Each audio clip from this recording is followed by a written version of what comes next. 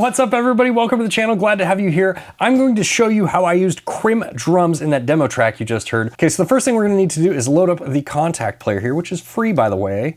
We're gonna load up Kontakt 7, and then you can see on the left over here we have our Krimh drums in the library. I'm gonna click on this little instruments box here and double click to load up Krimh drums. And now we have the drum kit view by default. Let's hear what this sounds like. All right, so like you can hear, our MIDI notes are triggering not the right drums. So let's fix that. We have this little cog over here on the right side. We're gonna click on that guy here and it brings up our mapping. Now by default, everything is mapped to this Krimh preset. If we click on this box here, we get a drop down and I'm going to select Easy Drummer since I wrote this song with Easy Drummer. Let's see if that fixed our problem.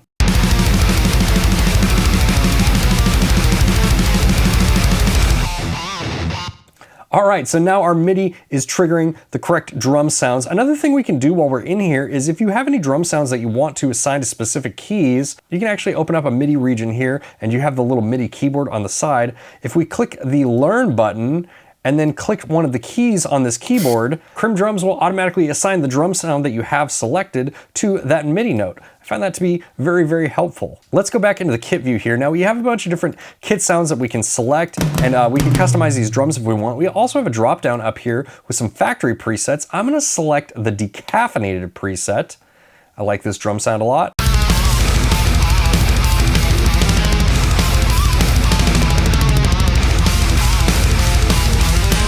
Now, not only will this change your kit options, but it will also change your mixer settings. So let's open up the mixer here. Now you can see we have our typical sliders and faders, and over here on the right on the master slider, we have some effects attached to it. Let's go into those here real quick. So these effects will apply to the whole drum mix. We have a couple different reverb options here. I'm just gonna play back these drums.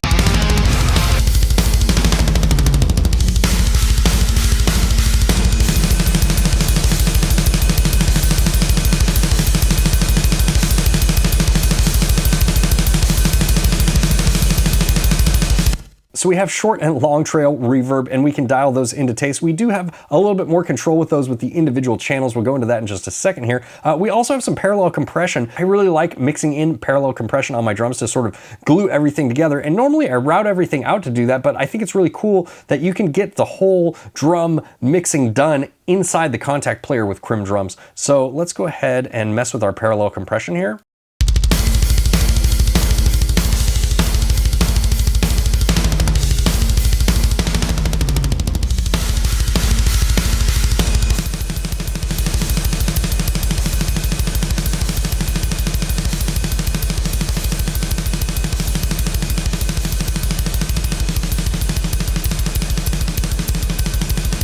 And then we can mix it into taste.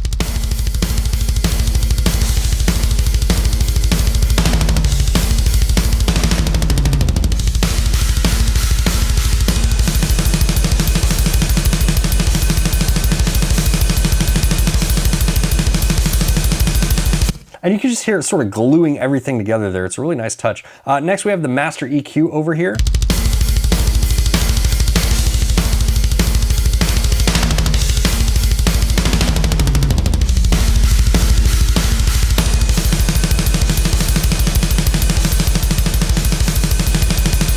And then lastly, we have a master tape control here. And what I find that I like to do with this master tape is turn the drive up and turn the tone back a little bit, and you get some more slap out of the snare drum and the toms.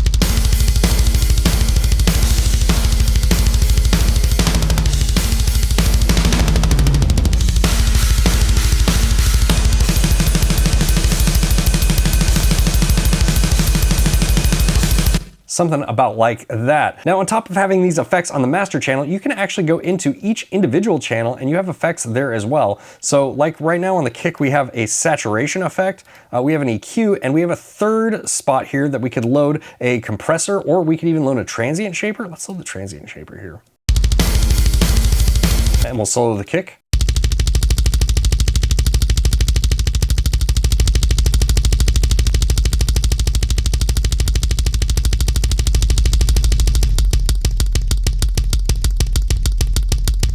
And one of the things I like about the EQ is it's an SSL style EQ. I find these really easy to use on drums. And of course we have on-off switches for each one of these effects. And then you can see over here on the right, we actually have sends for the long and the short reverbs respectively. Now this is what I was talking about earlier. Maybe some drums you don't want to send to your reverb, or you just want to send just a little bit into your reverb channel. You can control that here. We also have a pitch knob. So if I wanted to change the pitch of this bass drum, I can do that here. We also have an envelope control if we wanted to get a lot of control on that bass drum here. Let's turn that on.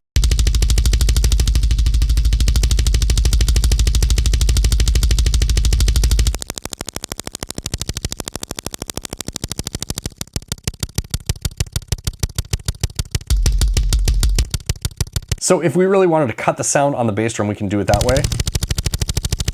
And then lastly, we have bleed control for both the overhead and the room mics respectively. Another thing with this mixer is you have two spots for triggers.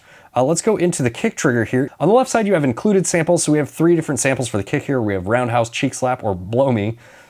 They have interesting names. Let's go with this cheek slap one here.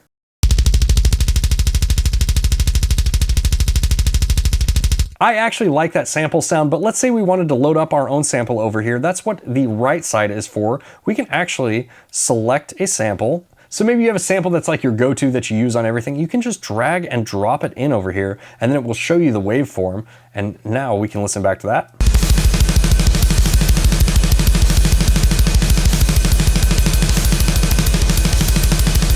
Now there's also a couple controls that I want to bring your attention to up here on the top, the anti-machine gun control and the auto double kick control. Let's actually go back to the kit view here. The anti-machine gun control is a very subtle humanization tool that really just helps your drums not sound so mechanical. Let me show you what I'm talking about here.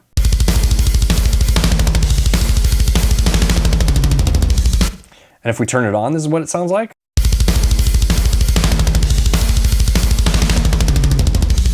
It just really adds some subtle hit variation in there so that your drums sound a little bit more realistic. Now the auto double kick control is really interesting. Now you'll notice that each one of these kicks sounds slightly different. If we turn this off, by default, the MIDI notes will only trigger one kick drum,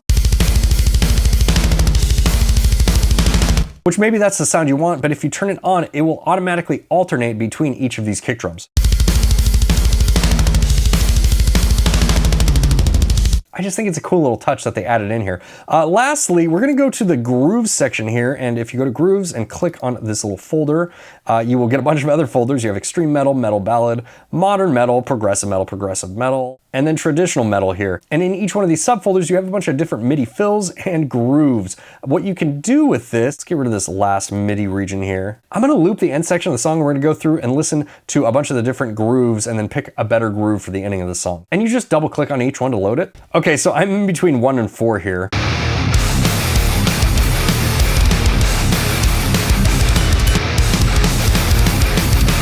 Let's go with 4. So we have 4 loaded up here. All we need to do to get this into our DAW is we have these little words drag MIDI here, and you just drag the MIDI from there and drop it into your DAW. And now it's part of our song. All right, guys, if you like this video, let me know by hitting the like button. Special thanks to Bogren for sponsoring this video. Special thanks to all of my patrons and members for making all of this possible. I couldn't do it without you guys, and I will see you in the next video.